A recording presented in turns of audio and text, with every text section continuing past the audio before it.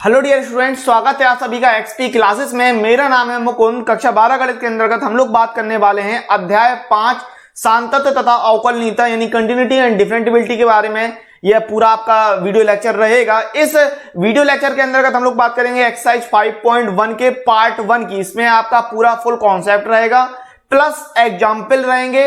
इसके अलावा यदि आपने कक्षा 12 के पुराने वीडियो नहीं देखे हैं तो वीडियो अपलोड हैं, उनको जाके चेकआउट कीजिए और अपनी तैयारी अच्छे से कीजिए।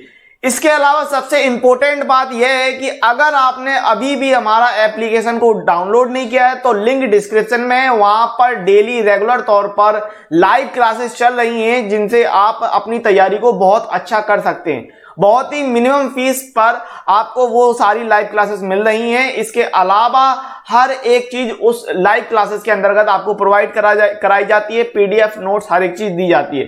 तो लिंक डिस्क्रिप्शन में है, एप्लीकेशन को जरूर डाउनलोड करें और वहां से लाइव क्लासेस का एंजॉय करें। इस वीडियो लेक्चर के अंतर्गत हम लोग बात करने वाले हैं एक्सरसाइज 5.1 के पार्ट 1 की।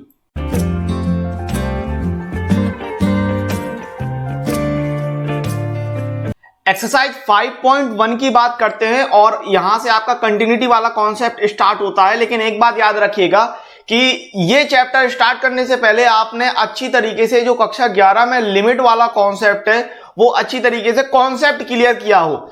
जरूरी नहीं है कि आपने सवाल हल किए हो, आपका कॉन्सेप्ट क्लियर है उतना ही काफी रहेगा। अगर आपने वो नहीं किया है तो सर्च कर लीजिएगा या फिर आप कक्षा 11 की जो चैप्टर नंबर 13 का वीडियो है सीमा वाला, लिमिट वाला, एक्सरसाइज 13.1 वाला, उसको कंप्लीट देख लीजिएगा। तो उससे आपकी तैयारी सीमा वाली जो लिमिट वाला कॉन्सेप्ट है वो क्लियर हो जाएगा। या फिर सर्च कर लीजिएगा कक्षा 11 मैथ एक्सरसाइज 13.1 या चैप्टर 13.1 और उसके आगे एक्सपी क्लासेस लेके सर्च कीजिएगा, आपको वीडियो मिल जाएगा और लिमिट वाला जो कॉन्सेप्ट है वो क्लियर हो जाएगा। तो जरूरी है कि आप कंटिन्यूटी स्टार्ट करने से पहले, ये चैप्टर 5 स्टार्ट करने से पहले आप अच्छी तरीके से लिमिट वाला जो कॉन्सेप्ट है आपने कक्षा 11 में सीखा है वो आपको अच्छी तरीके से तैयार हो। ठीक है, तो कंटिन्यूटी हम स्टार्ट करते हैं, सांतत्य की बात करते हैं। बहुत ही सिंपल कॉन्सेप्ट हो जाता है अगर आप इसको सही से समझने की कोशिश करते हैं, क्योंकि स्टूडेंट करता यह है कि यहां पर वो खुद से मुश्किलें पैदा करता है, सही से समझता नहीं है और फिर ये सोचता है कि मुझसे ये कॉन्सेप्ट क्लियर नहीं हो रहा है। जबकि उससे अवकलन वाला जो कॉन्सेप्ट होता है, डिफरेंशिएशन, वो बहुत अच्छी तरीके से तैयार हो जाता है क्योंकि उसमें डायरेक्ट फॉर्मूले होते हैं, फॉर्मूले लगाता है, प्रैक्टिस करता है और चीजें आ जाती है। लेकिन यहां पर आप बिगाड़ देते हैं। तो जरूरी है कि अच्छे से समझिएगा कॉन्सेप्ट और सवालों की खूब से ज्यादा प्रैक्टिस कीजिएगा। तो कंटिन्यूटी की बात करते हैं। होता क्या है कि यदि f(x) वास्तविक संख्याओं के किसी उप समुच्चय में परिभाषित एक वास्तविक फलन है और फलन f(x) के प्रांत D में x बराबर a एक बिंदु है, तब फलन f(x) बिंदु x बराबर a पर संतत्य होता है। कब होता है? फॉर्मूला आपका इस प्रकार से रहता है कि limit x tends to a f(x) बराबर fa। ठीक है, ये आपका फॉर्मूला होता है। यहां पर आपको गौर करने वाली बात ये होती है कि ये जो पहला हिस्सा है ये कहलाता है फलन की सीमा का मान। इसको अपन बोलते हैं फलन की सीमा का मान। ठीक है, सीमा का मान। और ये जो दूसरा fa वाला पार्ट है इसको कहते हैं फलन का मान। फलन का मान x बराबर a पर। ठीक है, फलन का मान x बराबर a पर। अब यहीं पर आपका कॉन्सेप्ट और विस्तृत रूप लेता है, एक्सपेंड करता है, क्योंकि आपने याद होगा कि जो लिमिट है इसको अपन left hand limit and right hand limit में तोड़ सकते हैं। ठीक है, तो यहीं से अपन देखते हैं कि विस्तृत रूप में यदि x बराबर a पर बाएं पक्ष की सीमा, दाएं पक्ष की सीमा तथा फलन का मान का अस्तित्व है और ये सभी एक दूसरे के बराबर हों तो x बराबर a पर फलन f(x) संतत्य होता है, यानी कंटिन्यूटी को प्रदर्शित करता है। ठीक है, तो यहां पर ये जो आपकी लिमिट वाली वैल्यू थी, limit x tends to a f(x), ये दो पार्ट में डिवाइड हो जाती है, left hand limit and right hand limit. तो फॉर्मूला बन जाता है कि limit x tends to a minus f(x) बराबर limit x tends to a plus f(x) बराबर fa। ठीक है, जहां पर आप जानते हैं अच्छी तरीके से कि ये जो पहला हिस्सा है ये लेफ्ट हैंड लिमिट यानी LHL को बता रहा है, ये दूसरा वाला हिस्सा है ये राइट हैंड लिमिट RHL को बता रहा है और fa तो फलन का मान ही है। फलन का मान है किस पर? x बराबर ए पर, कोई दिक्कत नहीं होनी चाहिए यहां से। अच्छा, यहां पर ये चीज आपको अच्छी तरीके से ध्यान होना चाहिए कि जो लेफ्ट हैंड लिमिट है यानी बाएं पक्ष की सीमा, इसको किस प्रकार से ओपन करते हैं। तो याद रखिएगा कि लेफ्ट हैंड लिमिट, इसको अपन ओपन करते हैं इस प्रकार से कि limit x tends to a minus F x बराबर हो जाता है limit h tends to 0 f x f A minus h. ठीक है, एफ ए माइनस एच। तो ये फॉर्मूला आप अच्छी तरीके से याद रखिएगा क्योंकि ये दो लाइनें जो हैं वो हर बार इस्तेमाल होती हैं।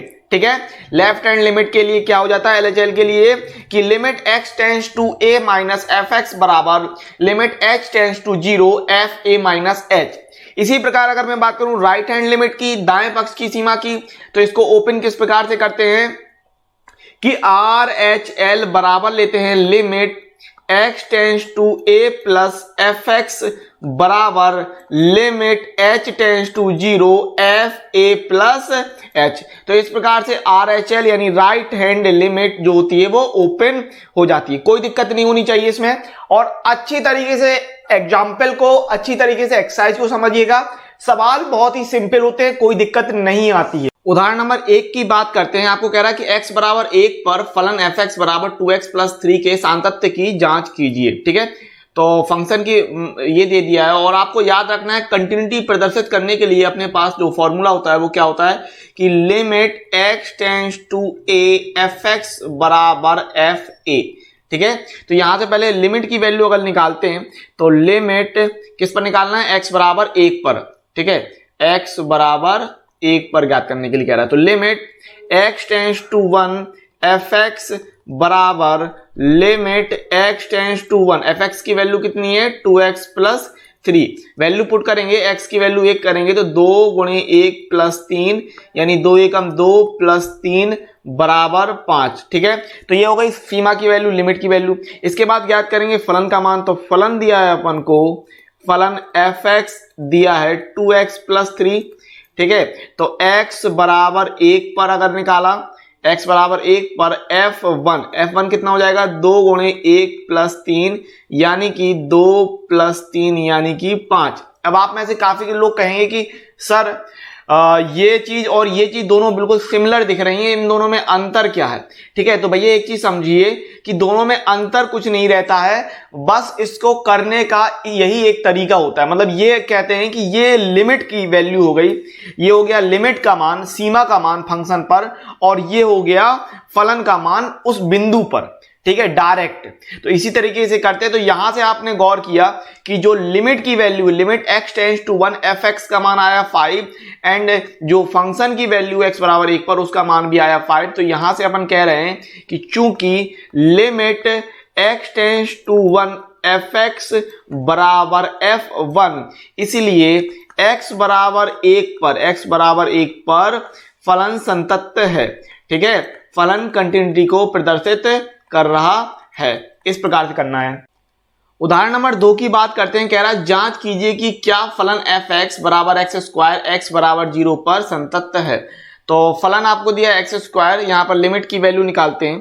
तो यहां पर ले रहे हैं कि limit x tends to 0 f x बराबर हो जाएगा limit x tends to 0 f x का मान एक्स स्क्वायर, वैल्यू पुट करेंगे तो ये हो जाएगा 0 का स्क्वायर। यहां से सीमा का मान निकला है 0।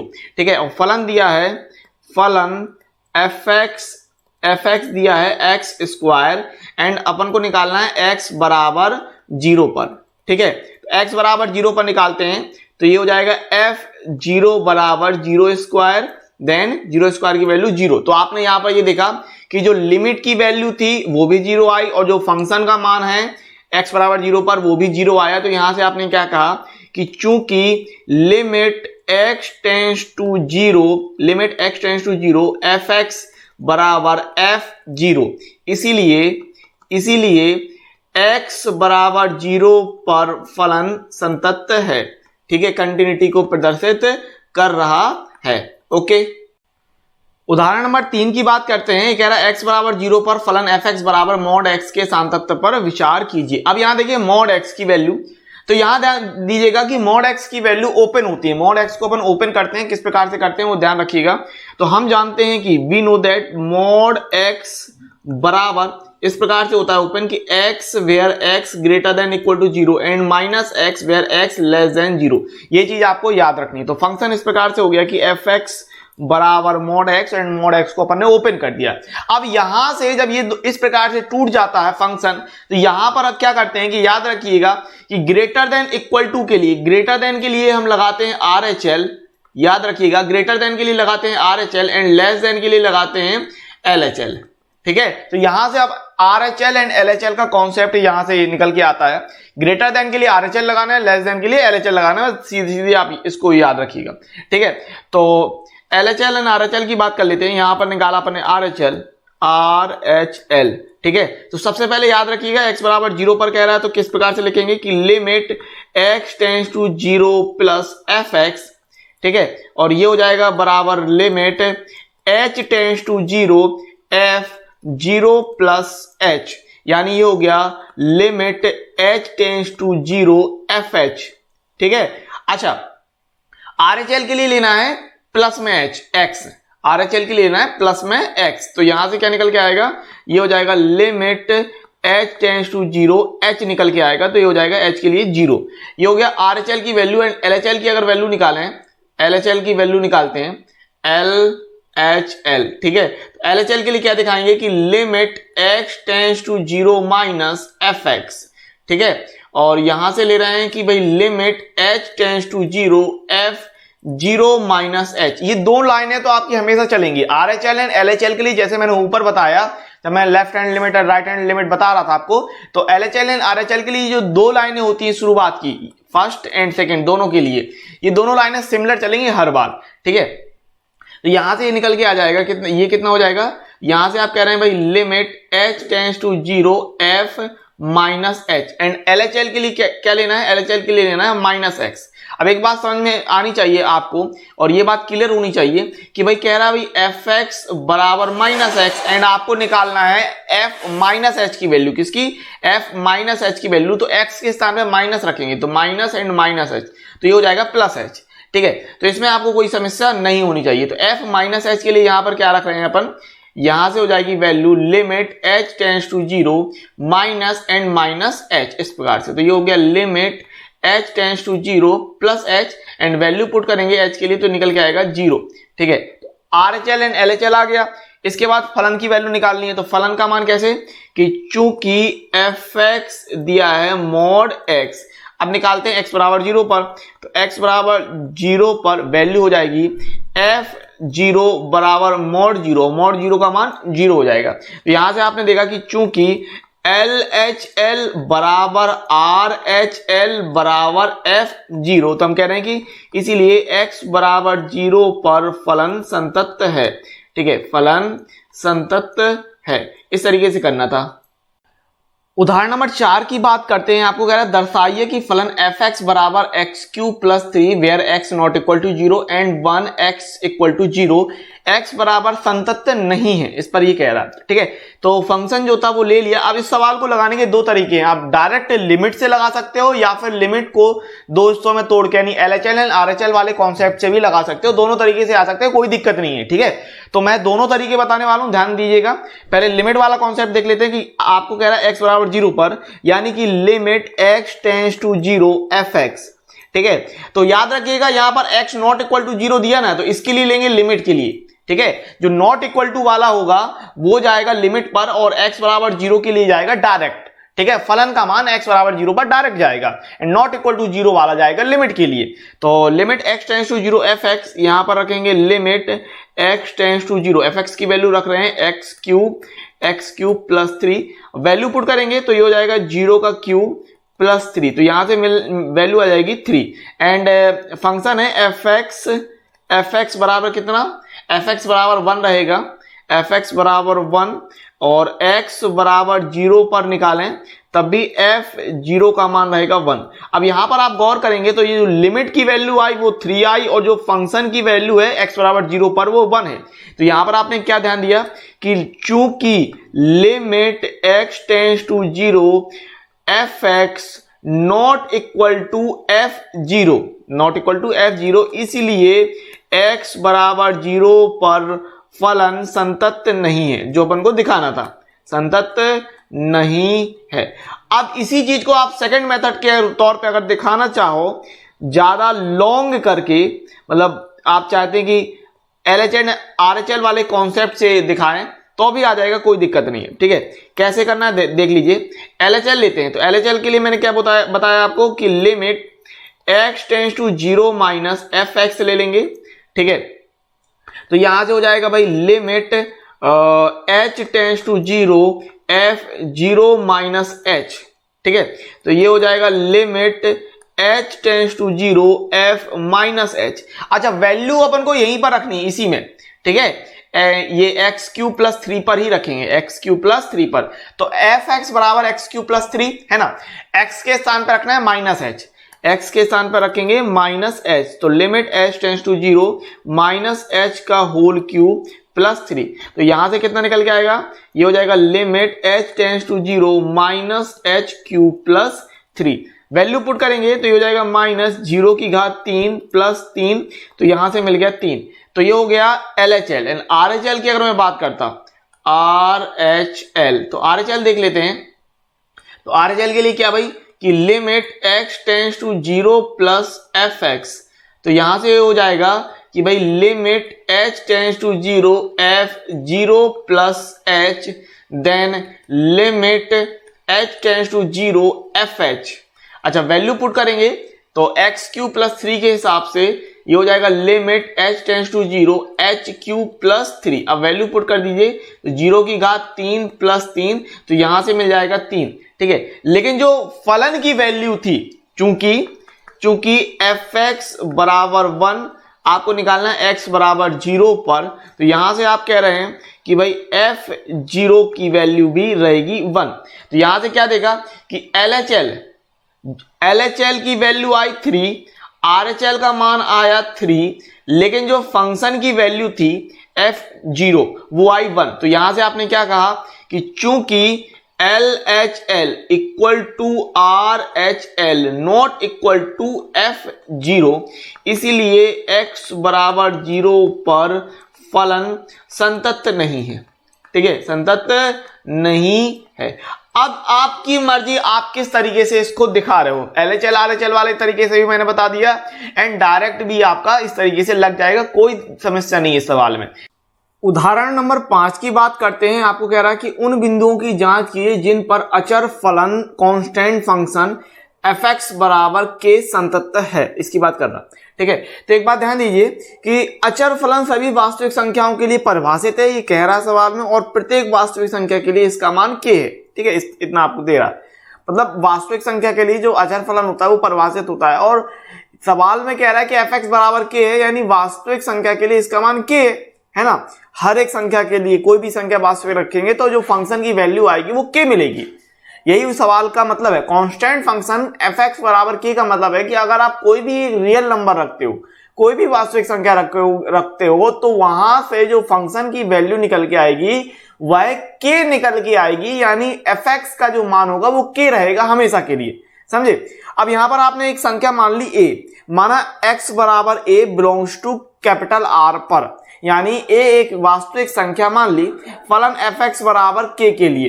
तो यहां पर लिमिट और फलन की वैल्यू निकालेंगे, तो अगर लिमिट की वैल्यू निकालते हैं यानी limit x tends to a fx बराबर, fx का मान कितना k रखना है, यानी limit x tends to a k।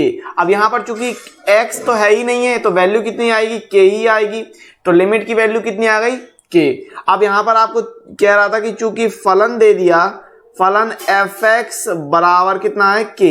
ठीक है, फलन fx बराबर k, और x बराबर a पर निकाल रहे हैं, x बराबर a के लिए, तो यहां से आ जाएगा fa बराबर कितना रहेगा, fa बराबर भी k रहेगा। तो आपने यहां पर ध्यान दिया कि जो लिमिट की वैल्यू है वो भी k है, और जो फंक्शन की वैल्यू आई वो भी k आई। इसका मतलब क्या कि चूंकि limit x tends to a fx बराबर fa, इसीलिए प्रत्येक वास्तविक संख्या के लिए, प्रत्येक वास्तविक संख्या के लिए अचर फलन, के लिए अचर फलन यानी कांस्टेंट फंक्शन कैसा होता है, संतत होता है, कंटिन्यूटी प्रदर्शित करता है। इस तरीके से करना था। ठीक, उदाहरण नंबर 6 की बात करते हैं। आपको कह रहा है सिद्ध कीजिए कि वास्तविक संख्याओं के लिए तत्समक फलन यानी आइडेंटिटी फंक्शन fx बराबर x प्रत्येक वास्तविक संख्या के लिए संतत है, कंटिन्यूटी प्रदर्शित करता है। तो इस प्रकार से बता रहे हैं कि तत्समक फलन प्रत्येक बिंदु पर परिभाषित है, प्रत्येक वास्तविक बिंदु के लिए, वास्तविक संख्या के लिए, और प्रत्येक वास्तविक संख्या x बराबर a के लिए फलन fa बराबर a रहेगा। आपको फलन दिया है fx बराबर x, तो यहां पर लिमिट एंड फंक्शन की वैल्यू देख लेते हैं। तो लिमिट क्या रहेगा भाई, limit x tends to a fx बराबर limit x tends to a fx की वैल्यू x रखना है, तो बराबर कितना आ जाएगा, यहां पर आ जाएगा a। एंड फलन दिया है चूंकि fx बराबर x, तो x बराबर a के लिए, x बराबर a के लिए यहां से आप कह देंगे f a बराबर a हो जाएगा। तो यहां पर क्या ध्यान दिया आपने कि जो लिमिट की वैल्यू आई वो भी a है एंड जो फंक्शन की वैल्यू है वो भी a है। तो यहां से आप कह रहे हैं कि चूंकि limit x tends to a fx बराबर fa, ठीक है, तो इसीलिए तत्समक फलन प्रत्येक वास्तविक संख्या के लिए,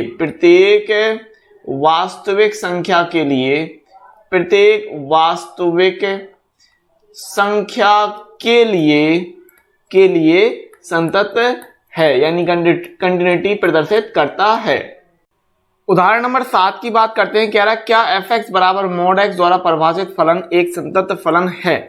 तो आपको पता है भाई mod x जब ओपन करते हैं तो mod x को ओपन करने पर किस प्रकार से वैल्यू हो जाएगी, ये हो जाता है plus x for x greater than equal to 0 and minus x for x less than 0।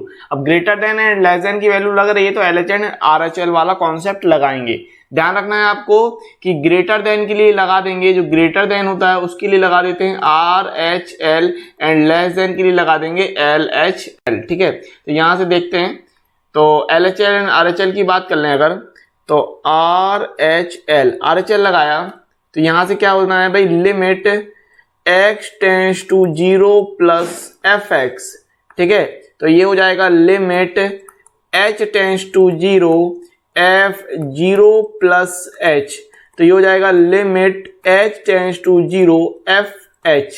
RHL के लिए लेना है पॉजिटिव का x, तो ये हो जाएगा limit h tends to 0 h and h tends to 0 के लिए ये वैल्यू हो जाएगी 0।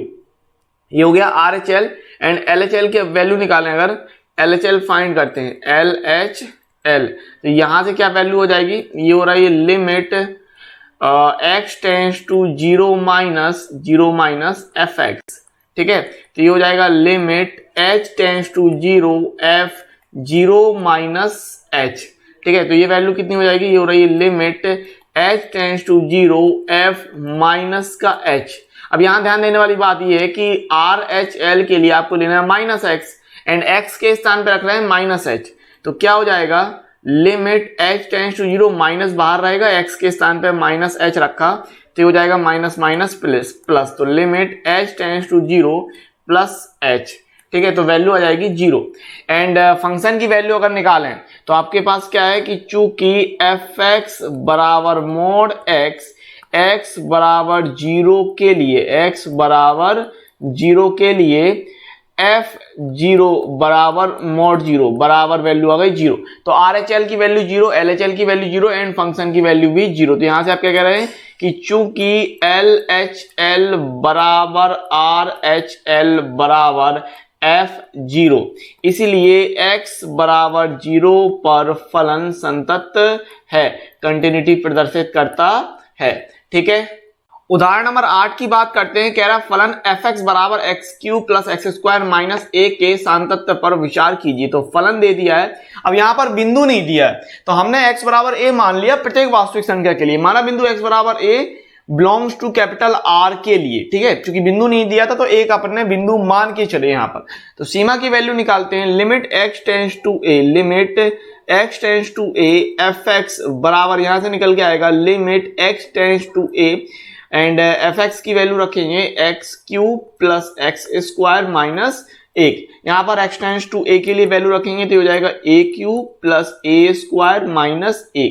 अब फंक्शन की वैल्यू निकालेंगे तो आपके पास कह रहा है कि एफ एक्स बराबर दिया है x cube plus x square minus 1 और आप निकाल रहे हैं यहां से कि x बराबर a पर x बराबर a के लिए निकालेंगे तो एफ ए की वैल्यू कितनी आएगी a cube plus A square minus 1।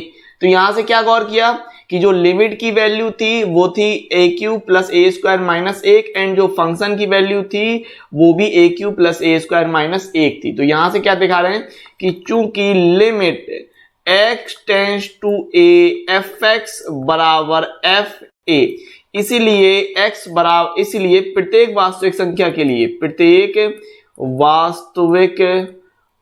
वास्तविक संख्या के लिए अब ये किस प्रकार का फलन था, ये एक बहुपदीय फलन था। ठीक है, तो प्रत्येक वास्तविक संख्या के लिए फलन संतत है। ठीक है, उदाहरण 9 की बात करते हैं। आपको कह रहा है कि एफ एक्स बराबर 1/x where x not equal to 0 द्वारा परिभाषित फलन f के सांतत्य पर विचार कीजिए। अब देखो फलन दिया है आपको एफ एक्स बराबर 1/x और कह रहा है x की वैल्यू 0 नहीं रख सकते। ठीक है, तो फलन एफ एक्स बराबर 1/x where x not equal to 0, बिंदु नहीं दिया है तो अपन ने माना x बराबर a, जहां पर जो है वास्तविक संख्या को प्रदर्शित कर रहा है और उसमें a 0 नहीं है। ठीक है, r माइनस 0 के लिए इस प्रकार से ले लिया फंक्शन। तो लिमिट की वैल्यू निकालेंगे अगर तो limit x tends to a F x बराबर limit x tends to a 1/x। ठीक है, तो यहां से वैल्यू कितनी निकल आएगी, ये हो जाएगा 1/a। फिर एफ एक्स बराबर 1/x एंड x बराबर a के लिए। ठीक है, और 0 अपन को रखना नहीं है तो यहां से वैल्यू कितनी मिलनी है, एफ ए बराबर 1/a। तो आपने देखा कि लिमिट और फंक्शन दोनों की वैल्यू बराबर हो रही है। तो यहां दिखा रहे हैं कि चूंकि limit x tends to a F x बराबर एफ ए, इसीलिए प्रत्येक वास्तविक संख्या के लिए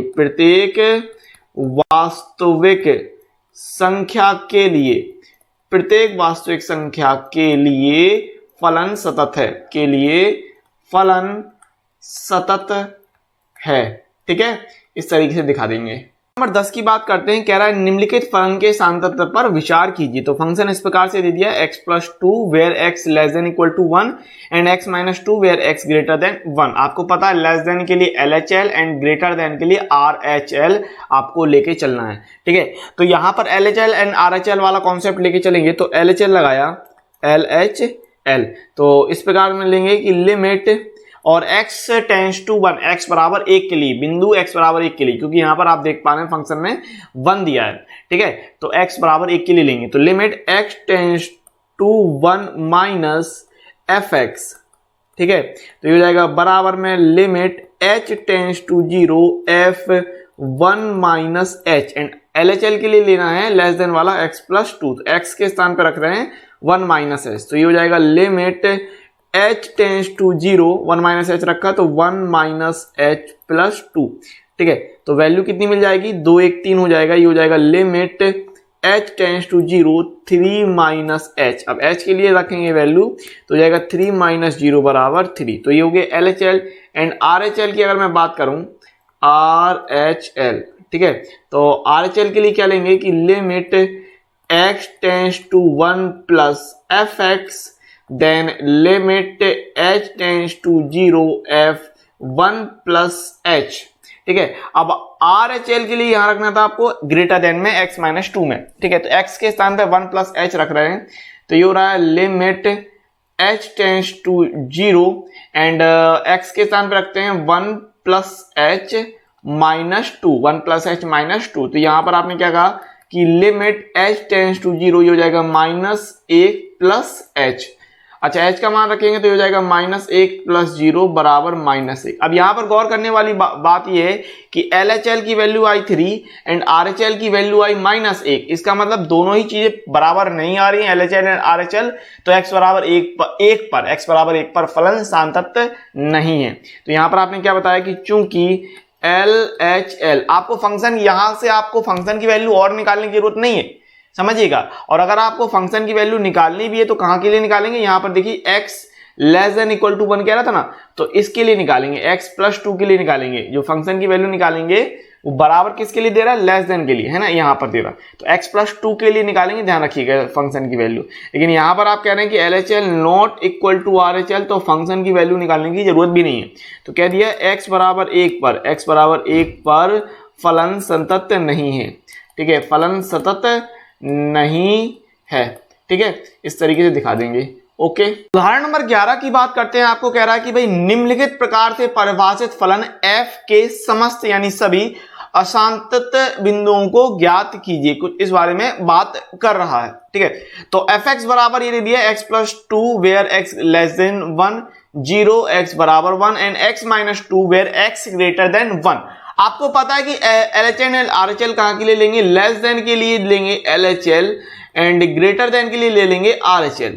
कोई दिक्कत नहीं होनी चाहिए इसमें। एंड फंक्शन की वैल्यू x बराबर 1 के लिए निकाल लेंगे।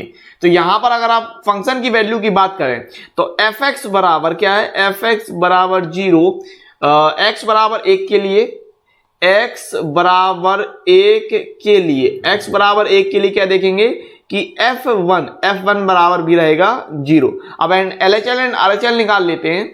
तो LHL के लिए क्या हो जाएगा, limit x tends to 1 - fx, ठीक है, 1 - fx, और यहां से हो जाएगा limit h tends to 0 f1 - h, ठीक है। तो LHL के लिए आपको वैल्यू रखनी थी x + 2, ठीक है, ये वाली। तो x के स्थान पे 1 - h रख रहे हैं, तो ये हो जाएगा limit h tends to 0 1 - h + 2, ठीक है। यहां पर x + 2 में x के स्थान पे 1 - h रखेंगे तो 1 - h + 2 हो जाएगा।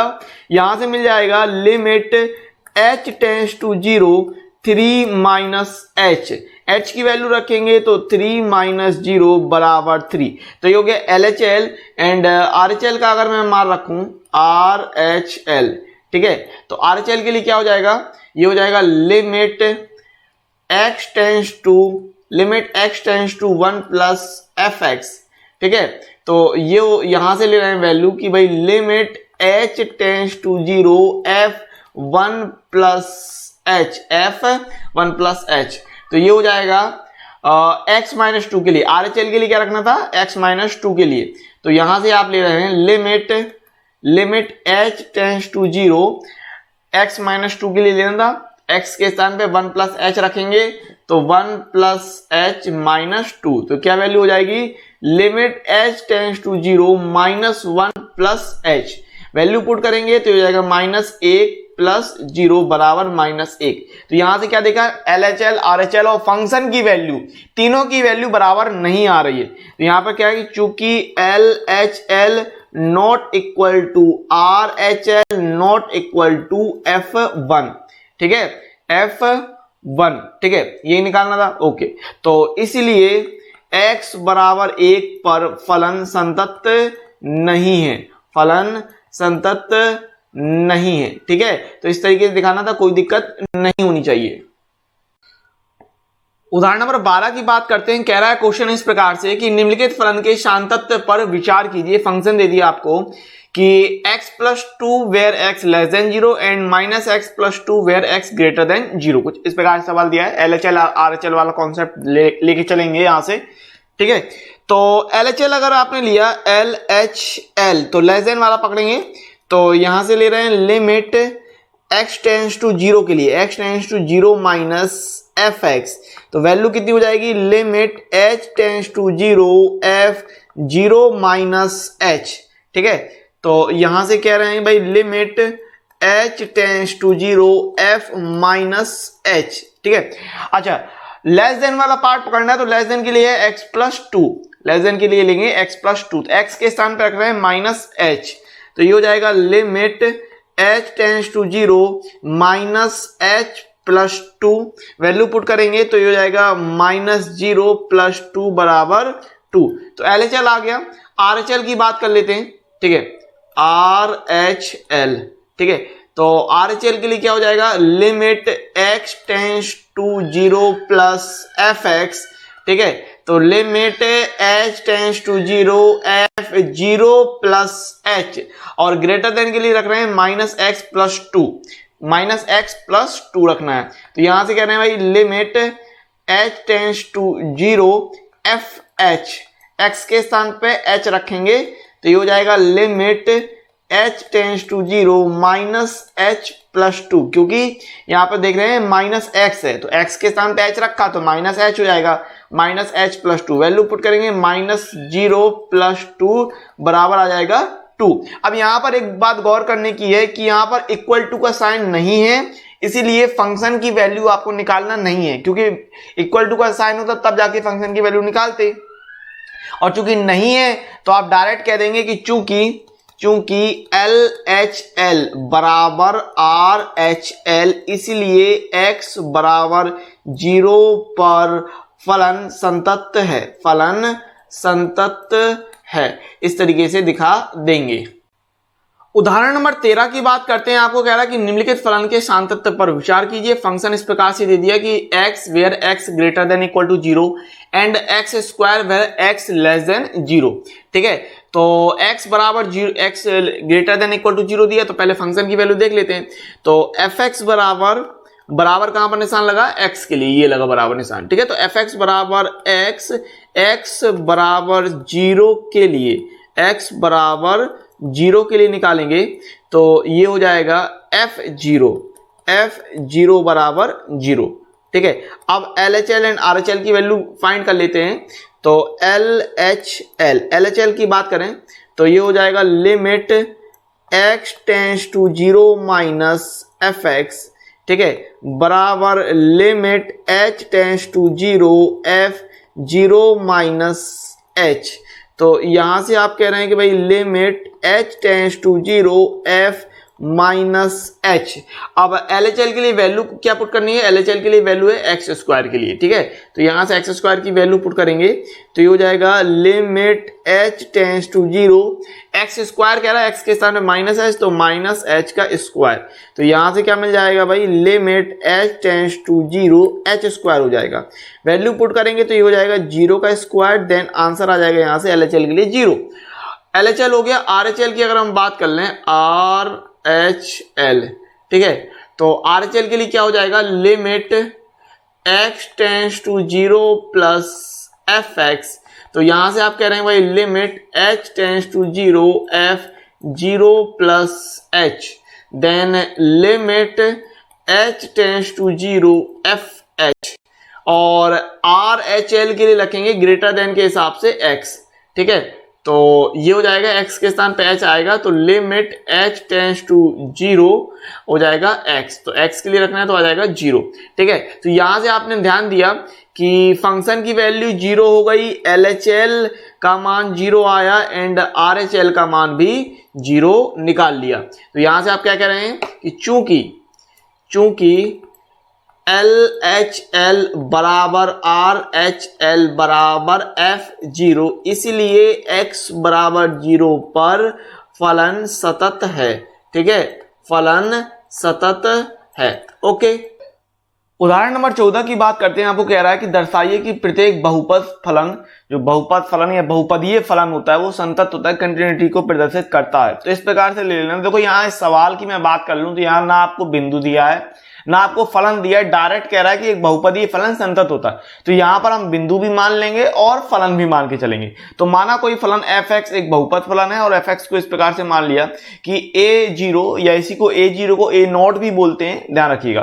तो a0 plus a1x plus dot dot dot plus an x की पावर n, जहां ai belongs to capital R, मतलब जो a दे रहा है a0 a1 an ये वास्तविक संख्या को प्रदर्शित कर रहा है, और an not equal to 0, an की वैल्यू 0 के बराबर नहीं लेंगे।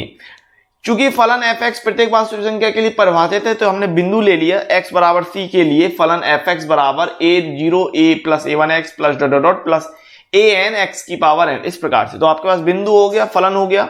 अब इसके लिए हल कर देंगे तो सबसे पहले लिमिट की बात कर लेते हैं, ठीक है। तो limit x tends to c fx, ठीक है। तो fx की वैल्यू रखेंगे limit x tends to c and fx रख रहे हैं a0 plus a1x plus dot dot dot plus an x की पावर n, ठीक है।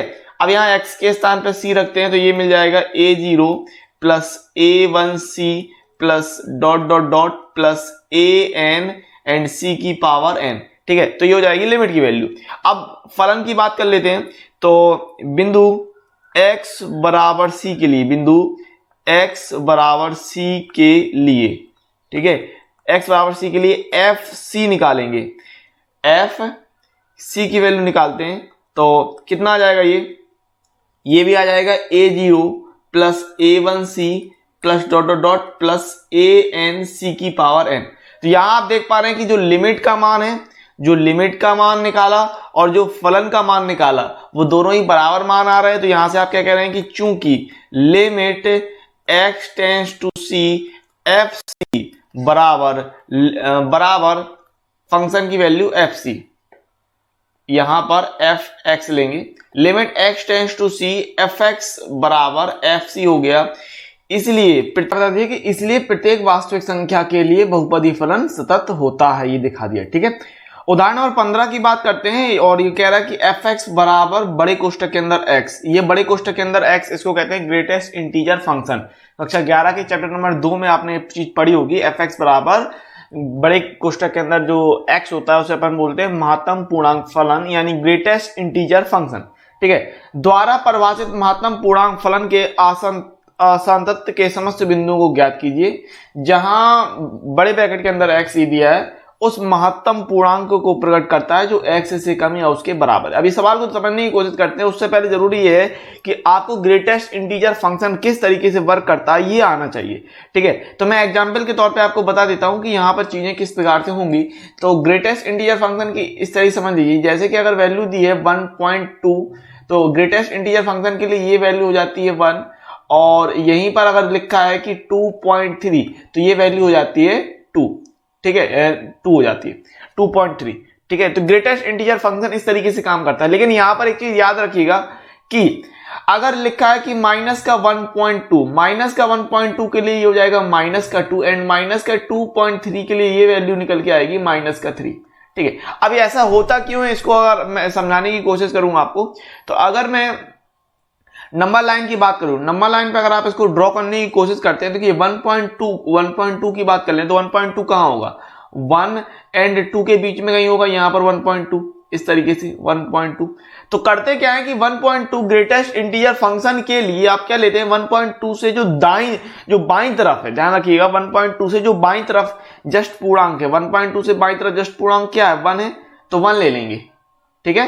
तो इस तरीके से वर्क करता है। 2.3 की मैं बात कर लूं तो 2.3 कहां होगा, 2 एंड 3 के बीच में होगा, ये 2 है ये 3 है, तो यहां पर कहीं 2.3 ले लिया आपने 2.3। अब 2.3 के लिए इसके लिए आप महत्तम पूर्णांक फलन देख रहे हैं, तो मैंने क्या कहा 2.3 से जस्ट बाईं तरफ क्या है, जस्ट बाईं तरफ आप 2 देख रहे हैं, जस्ट बाईं तरफ क्या है 2 है, तो ग्रेटेस्ट इंटीजर फंक्शन क्या हो जाएगा 2 हो जाएगा, ठीक है। इसी प्रकार अगर मैं बात कर लूं माइनस के 1.2 की, तो माइनस का 1.2 कहां पर होगा, माइनस का 1.2 -1 और -2 के बीच में होगा, यहाँ -2 यहाँ -1, यहां पर ले लिया आपने माइनस का 1.2, ये माइनस का 1.2। तो माइनस के 1.2 की अगर मैं बात करूं तो इससे जस्ट बाईं तरफ देखना है ना आपको, तो जस्ट बाईं तरफ क्या है, जस्ट बाईं तरफ -2 है, तो माइनस 1.2 के लिए क्या निकल के आएगा, फिर आएगा माइनस का 2। एंड अगर मैं बात करता हूं माइनस के 2.3 की, तो यहां देखिए ये है माइनस का 3, माइनस का 2.3 क्या होगा, -3 एंड -2 के बीच में होगा, यहां पर ले लिया माइनस का 2.3, माइनस का 2.3। अब इससे जस्ट बाईं तरफ देख रहे हैं आप, जस्ट बाईं तरफ देखिए, तो जस्ट बाईं तरफ क्या दिख रहा है आपको, -3 दिख रहा, तो क्या आएगा माइनस का 3 आएगा, क्लियर है बात। अब अगर मैं डायरेक्ट फुल पूर्णांक की बात करता तो जैसे पूर्णांक ले लिया आपने 4, तो 4 के लिए 4 निकल के आएगा एंड -4 के लिए भी -4 ही निकल के आएगा, 4 के लिए 4 निकल के आएगा एंड -4 के लिए -4 ही निकल के आएगा। पूर्णांक के लिए वही चीज निकल के आती है। ध्यान रखिएगा, महत्तम पूर्णांक फलन के लिए अगर आप पूर्णांक ले रहे हो डायरेक्ट तो वही वैल्यू निकल के आएगी। तो ये होता है ग्रेटेस्ट इंटीजर फंक्शन, इस तरीके से कार्य करता है। अब यहां पर इस सवाल को लगाने के लिए जब आप लगाओगे तो LHL एंड RHL के लिए क्या हो जाएगी वैल्यू, अगर मैं बात करता आपसे तो LHL के लिए यहां रखेंगे आपको x-1 x-1। क्यों? क्योंकि जैसे यहां आप देख रहे हैं कि ये -1.2 के लिए हो गया -2, माइनस के 2.3 के लिए हो गया -3। ठीक है, तो एक कम और हुआ है ना, कमी आई। -2 कम है, -3 कम है ना, -1.2 से -1.2 से -2 जो है वो कम है, -2.3 से -3 है वो -3 कम है, यानी कमी आई। तो LHL के लिए क्या करेंगे, -1 लेके चलेंगे एंड RHL के लिए आप x का x लेके चलोगे। देखिए 1.2 के लिए 1 हो गया, 2.3 के लिए 2 हो गया। तो ये चीज समझिए, यहां पर LHL के लिए आप x-1 लेंगे और RHL के लिए x लेंगे, इस बात को ध्यान रखिएगा। और ये कैसे हो रहा है ये चीज मैंने आपको यहां पर क्लियर कराने की कोशिश की है। ठीक है, जैसे 1.2 के लिए हो जाएगा 1 एंड 2.3 के लिए हो गया 2। ठीक है, लेकिन -1.2 के लिए हो जाएगा -2 एंड -2.3 के लिए हो जाएगा -3। ये चीज आपको समझनी होगी। ठीक है, तो LHL एंड RHL जब लगाएंगे तो इस तरीके से वर्क करेगा ये। अब देखते हैं LHL एंड RHL के लिए क्या निकल के आता है आपका ये सिस्टम। ये फंक्शन ले लिया और x बराबर a के लिए अगर निकालते हैं तो किस प्रकार से निकालना है। LHL एंड RHL की मैं बात कर लूं तो LHL के लिए क्या दिखा रहे हैं आप कि limit x tends to a minus fx। ठीक है, तो ये हो जाएगा limit h tends to 0 and x ये हो जाएगा f a माइनस h। तो मैंने LHL के लिए आपसे कहा कि LHL के लिए आप रखेंगे x-1। ठीक है, x-1 तो ये वैल्यू रखेंगे तो ये हो जाएगा लिमिट h टेंड्स टू 0। तो यहां से क्या निकल के आएगा, x के स्थान पर रखेंगे तो a माइनस h रखेंगे तो a माइनस h -1। तो यहां से ये हो जाएगा, वैल्यू पुट करेंगे तो a -0 -1। तो ये कितना निकलेगा, ये निकलेगा a-1 LHL की वैल्यू। ये बात समझिए। ठीक है, LHL के लिए मैंने क्या कहा था आपको शुरुआत में कि LHL के लिए आप x-1 एंड RHL के लिए x रखेंगे। कैसे रखेंगे वो चीज भी मैंने आपको क्लियर कराई थी। ठीक है, देखिए आगे देखते हैं। LHL हो गया। RHL की अगर मैं बात कर लूं RHL, ठीक है, तो RHL के लिए क्या ले रहे हैं फिर, limit x tends to a plus fx। ठीक है, तो ये हो जाएगा limit h tends to 0 f a plus h। ठीक है, तो ये हो जाएगा लिमिट। अब यहां पर आपको पता है RHL के लिए क्या रखना था, x रखना था, तो हो जाएगा a प्लस h। तो limit h tends to 0 a plus h की वैल्यू रखेंगे तो ये हो जाएगा a प्लस 0, तो बराबर आ जाएगा a। अब यहां आप देख पा रहे हैं LHL एंड RHL की वैल्यू बराबर नहीं आ रही है, तो चूंकि LHL not equal to RHL, इसीलिए महत्तम पूर्णांक फलन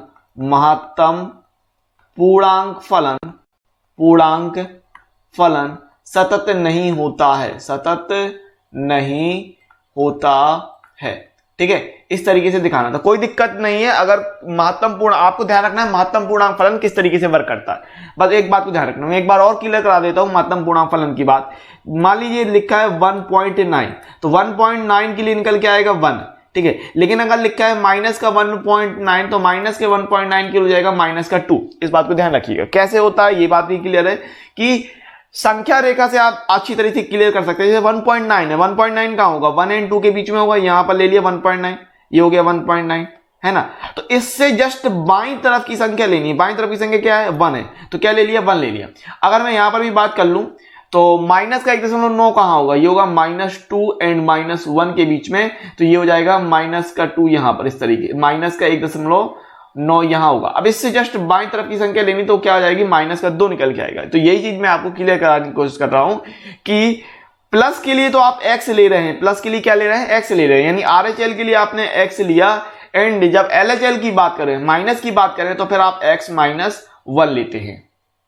आगे बात करते हैं, कह रहा है किसी बिंदु पर फलन की असंततता। तो डिसकंटिन्यूटी की अगर मैं बात करूं तो discontinuity of a function at a point अगर आपको बताना है तो किस प्रकार से बताते हैं कि यदि कोई फलन f(x) किसी बिंदु x बराबर a पर संतत नहीं है तो वह फलन x बराबर a पर असंतत कहलाता है। यदि तीन कंडीशन होती हैं, जरा ध्यान दीजिएगा कौन कौन सी, कि पहला एफ ए परिभाषित नहीं है।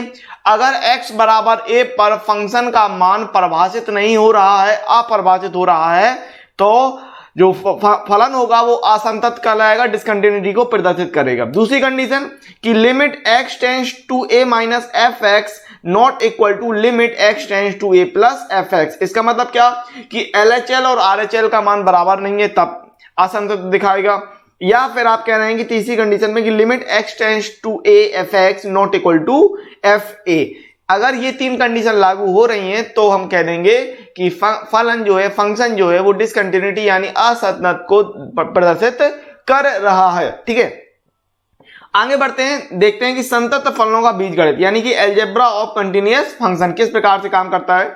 कि यदि एफ एक्स तथा जी एक्स दो वास्तविक फलन है जो बिंदु x बराबर a पर संतत हैं तथा c एक वास्तविक संख्या है, तो निम्नलिखित फलन भी x बराबर a पर संतत होते हैं। कौन कौन से होते हैं? पहला है आपका एफ एक्स प्लस जी एक्स, दूसरा एफ एक्स माइनस जी एक्स, तीसरा c इंटू एफ एक्स जहां c एक वास्तविक संख्या है, ठीक है, तीसरा चौथा f x into g x, ठीक, और पांचवा है 1 अपॉन एफ एक्स जहां f x not equal to 0 होना चाहिए, एंड 6 नंबर है f x upon g x जहां g x not equal to 0 होगा। ठीक है, कुछ और पॉइंट मैंने लिए, देख लीजिए।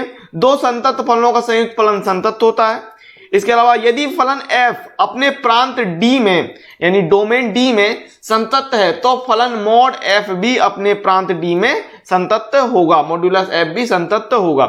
आगे है कि अचर फलन, तत्समक फलन, बहुपदीय फलन, मापांक फलन, चरघातांकीय फलन, व्यापक चरघातांकीय फलन, लघुगणकीय फलन, त्रिकोणमितीय फलन, ये सारे फलन जो होते हैं वो संतत होते हैं, कंटिन्यूटी को प्रदर्शित करते हैं। ठीक है, आगे बढ़ते हैं, उदाहरण नंबर 16 देखते हैं। कह रहा सिद्ध कीजिए प्रत्येक परमेय फलन संतत होता है। प्रत्येक परमेय फलन, जो परमेय रेशनल फंक्शन होगा वो संतत कंटिन्यूटी को प्रदर्शित करेगा, ये कह रहा है। तो परमेय फलन मान लिया आपने एफ एक्स बराबर किस प्रकार से कि P x upon G Q x.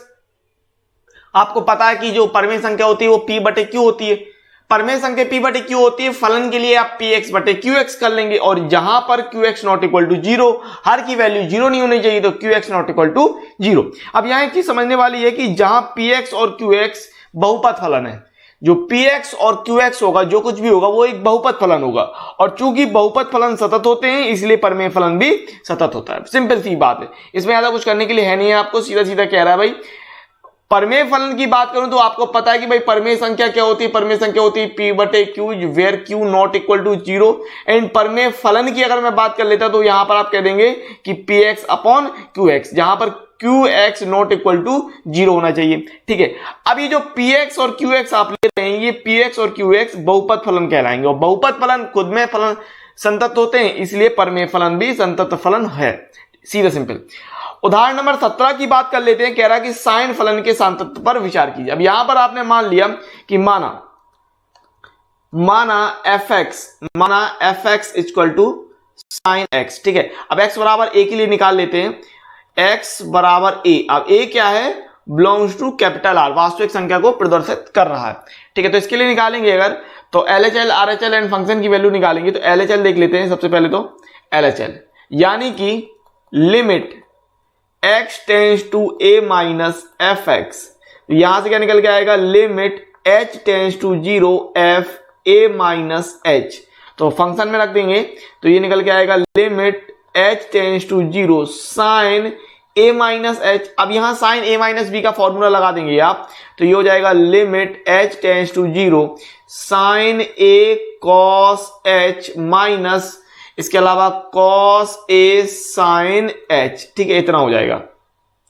यहां से आप क्या कह रहे हैं भाई? Limit h tends to 0, value put करेंगे, h की वैल्यू पुट कर देंगे लिमिट के लिए, तो हो जाएगा sine a cos 0 minus cos a sine 0। ठीक है, अच्छा कॉस 0 का मान तो 1 हो जाएगा, sine a into 1 minus cos a, और साइन 0 का मान हो जाएगा 0। तो यहां से मिल जाएगा आपको साइन a माइनस 0, यानी वैल्यू आ गई साइन a। ठीक है, तो ये हो गया LHL का मान। RHL की अगर मैं बात कर लेता हूं, LHL का मान हो गया, ये हो गया RHL। ठीक है, तो RHL की अगर मैं बात करूं तो ये हो जाएगा limit x tends to a plus F x, तो ये हो जाएगा limit h tends to 0 F A plus h. ठीक है, तो वैल्यू पुट करेंगे साइन के लिए, ये निकल के आएगा limit h tends to 0 sine a plus h, sine a plus h. ठीक है, अब क्या हो जाएगा, यहां से साइन ए प्लस बी का फॉर्मूला यहां पर खोलते हैं, साइन ए प्लस बी का फॉर्मूला खोलेंगे तो limit h tends to 0 sine a cos h plus cos a sine h, इतना हो जाएगा। ठीक है, वैल्यू पुट करेंगे तो हो जाएगा sign a cos 0 plus cos A into sine 0। ठीक है, तो कॉस 0 का मान 1 हो जाएगा और साइन 0 का मान 0, तो साइन ए गुणे 1 प्लस कॉस ए गुणे 0, तो ये हो जाएगा साइन ए प्लस 0 बराबर साइन ए। ठीक है, बराबर साइन ए। तो ये LHL RHL आ गया, फंक्शन की वैल्यू निकाल लेते हैं। तो आपको पता है कि चूंकि एफ एक्स बराबर साइन एक्स लिया, एक्स बराबर ए पर, एक्स बराबर ए पर, एक्स बराबर ए पर क्या, एफ ए बराबर साइन ए। ठीक है, तो यहां से आप क्या कह रहे हैं कि चूंकि LHL बराबर RHL बराबर एफ ए, इसीलिए साइन एक्स या फिर साइन फलन संतत होता है। ठीक है, साइन फलन संतत होता है। ठीक है, संतत होता है, इस प्रकार से दिखा रहे हैं। आगे देखें तो अगर मैं बात करूं, इसी प्रकार कोसाइन फलन के संतत को भी प्रदर्शित करते हैं, यानी कॉस का जो फंक्शन होता है उसको भी अपन कंटिन्यूटी को प्रदर्शित कर सकते हैं। मैं यहां पर करके दिखा देता हूं आपको। वैसे अगर आप लगाएंगे तो ऊपर की तरह जिस तरीके से आपने ये वाला पूरा सवाल लगाया साइन वाला, वैसे ही कॉस वाला सवाल लगाएंगे और आप दिखा देंगे। ठीक है, तो यहां पर मान लिया कि माना एफ एक्स बराबर कॉस एक्स। ठीक है, और x बराबर a बिलोंग्स टू r के लिए निकाल देंगे। तो LHL RHL देख लेते हैं सबसे पहले तो LHL। ठीक है, LHL की निकालेंगे तो limit x tends to a minus F x, तो बराबर हो जाएगा limit h tends to 0 f a minus h. ठीक है, तो यहां से क्या निकल के आ रहा है भाई, लिमिट h टेंड्स टू 0, ये हो जाएगा cos a माइनस एच। यहां पर वैल्यू पुट करेंगे तो ये हो जाएगा cos a माइनस बी का फॉर्मूला खोलेंगे तो limit h tends to 0 cos a cos b, है ना, cos a cos h, minus के लिए प्लस लेते हैं, sin a sin h, value put करेंगे। ठीक है, तो ये हो जाएगा cos a cos 0 plus sin a sin 0। ठीक है, अच्छा cos a 0 का मान तो 1 होता है, sin 0 का मान 0 होता है, तो ये हो जाएगा cos a गुणे 1 प्लस sin a गुणे 0, तो यहां से निकल के आएगा cos a। ठीक है, cos a निकल के आएगा। LHL हो गया। RHL की अगर मैं बात कर लूं, LHL के बाद RHL। ठीक है, तो RHL के लिए क्या देख रहे हैं भाई, limit x tends to a plus F x. ठीक है, तो यहां से निकल के आएगी value limit h tends to 0 f a plus h. ठीक है, तो यहां पर आप करेंगे तो limit h tends to 0 cos a plus h, cos a plus b का फॉर्मूला लगाते हैं तो limit h tends to 0 cos a cos h minus sin a sin h। ठीक है, तो वैल्यू पुट करेंगे तो ये कितना निकल के आएगा, cos a cos 0 minus sin a sin 0। ठीक है, तो ये हो जाएगा cos a, और cos 0 का मान 1 होता है तो गुणे 1 माइनस sin a और sin 0 का मान 0, तो यहां से क्या निकल के आएगा cos a। LHL RHL निकाला है। फंक्शन की बात कर लेते हैं तो एफ एक्स बराबर था cos a, x बराबर a पर cos x था, एफ एक्स बराबर क्या था cos x, x बराबर a पर अगर आपने निकाला तो फंक्शन की वैल्यू यहां से निकलेगी एफ a बराबर cos a। तो यहां पर आप निश्चित तौर पे देख पा रहे हैं कि चूंकि LHL बराबर RHL बराबर एफ ए। ठीक है, इसका मतलब क्या कि इसलिए कोसाइन सतत फलन होता है, सतत फलन होता है। ठीक है, तो इस तरीके से आपने साइन फंक्शन का, कॉस फंक्शन का, दोनों का कंटिन्यूटी प्रदर्शित कर दी। उदाहरण नंबर 18 की बात करते हैं। आपको सवाल कह रहा है कि सिद्ध कीजिए कि fx बराबर 10x एक सतत फलन है। तो बहुत ही सिंपल चीज करना है यहाँ पर कि आपको देख रहा है fx बराबर 10x दिया और 10x आपको पता है कि sin x upon cos x होता है। अब sin x upon cos x कर रहे हैं तो यहां ध्यान रखिएगा जहां cos x not equal to 0 होना चाहिए, ठीक है। अब यहां से पहले आपने ये जाना था कि चूंकि sin x और cos x एक सतत फलन होते हैं, इससे पहले आपने उदाहरण नंबर 17 और जो नोट कराया था मैंने sin x और cos x दोनों का सतत फलन कंटिन्यूटी मैंने दिखा दी थी। तो आप यहां पर ये कह रहे हैं कि sin x और cos x चूंकि सतत फलन है इसलिए उनका जो बटे होगा भाग होगा वो भी 10x भी एक सतत फलन होगा। भाई इतना करना है और कुछ नहीं, सिंपल चीज, ठीक है। उदाहरण नंबर 19 की बात कर लेते हैं। कह रहा है कि दर्शाइए कि fx बराबर sin x स्क्वायर द्वारा परिभाषित फलन एक सतत फलन है। ये इंपॉर्टेंट सवाल है, ध्यान रखिएगा, ये आया हुआ सवाल है, ठीक है। तो fx बराबर sin x स्क्वायर, अब यहां पर गौर कीजिए तो यहां पर ये हो गया साइन वाला फंक्शन एंड x स्क्वायर हो गया एक बहुपदीय फंक्शन, ठीक है। तो यहां पर हो क्या रहा है कि आप कह रहे हैं कि fx बराबर sin x स्क्वायर, तो चूंकि फलन साइन और एक्स स्क्वायर क्या है, एक बहुपदीय फलन से मिलकर बना है और साइन फलन तथा बहुपदीय फलन सतत फलन होते हैं, इसलिए दिया हुआ फलन साइन एक्स स्क्वायर एक सतत फलन है। सिंपल बात आपको क्लियर हो गई होगी। यहां पर दो फलन मिलकर बने हैं, एक साइन फलन और एक एक्स स्क्वायर फलन। साइन आपने बता दिया जो साइन फलन होता है वो कंटिन्यूटी को प्रदर्शित करता है और एक्स स्क्वायर एक बहुपदीय फलन है और आपने ये भी दिखाया कि बहुपद फलन सतत फलन होते हैं, उदाहरण आया था बीच में, ठीक है। तो साइन और एक्स स्क्वायर दो मिलकर बने हैं, साइन फलन और बहुपदीय फलन से मिलकर, और साइन फलन सतत फलन होता है और बहुपदीय फलन सतत फलन होता है, तो दोनों से मिलकर जो फलन बन रहा है साइन एक्स स्क्वायर वह भी एक सतत फलन होगा। सिंपल, ठीक है। उदाहरण नंबर 20 की बात करते हैं। क्वेश्चन कह रहा है आपको दर्शाइए कि fx बराबर ये दिया है modulus of 1 minus x plus mod x द्वारा परिभाषित फलन f, जहां f एक वास्तविक संख्या है, एक सतत फलन है। अब इसको किस प्रकार से करना है जरा गौर कीजिएगा। देखिए आपको फलन दे दिया है fx बराबर modulus of 1 minus x plus mod x, ठीक है। आपको पता है मॉड एक्स की वैल्यू अगर ओपन करते हैं तो मॉड एक्स ओपन किस प्रकार से होता है, तो ये वाला जो मॉड एक्स देख रहे हैं इसको अपन ओपन करेंगे।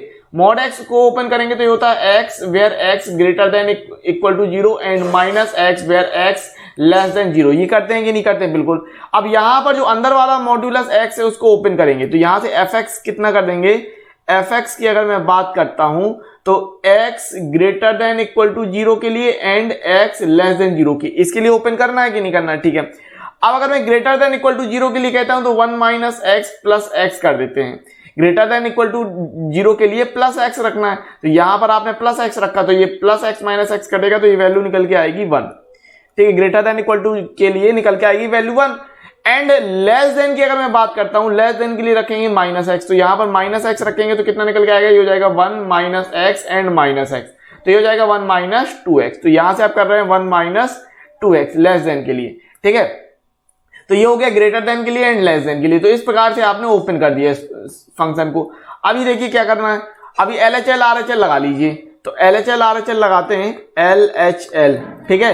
तो LHL के लिए कितना ले रहे हैं भाई, ले रहे हैं लिमिट x टेंड्स टू 0 के लिए लेंगे, limit x tends to 0 minus fx। तो LHL के लिए क्या लेना है, 1 माइनस 2x लेना है।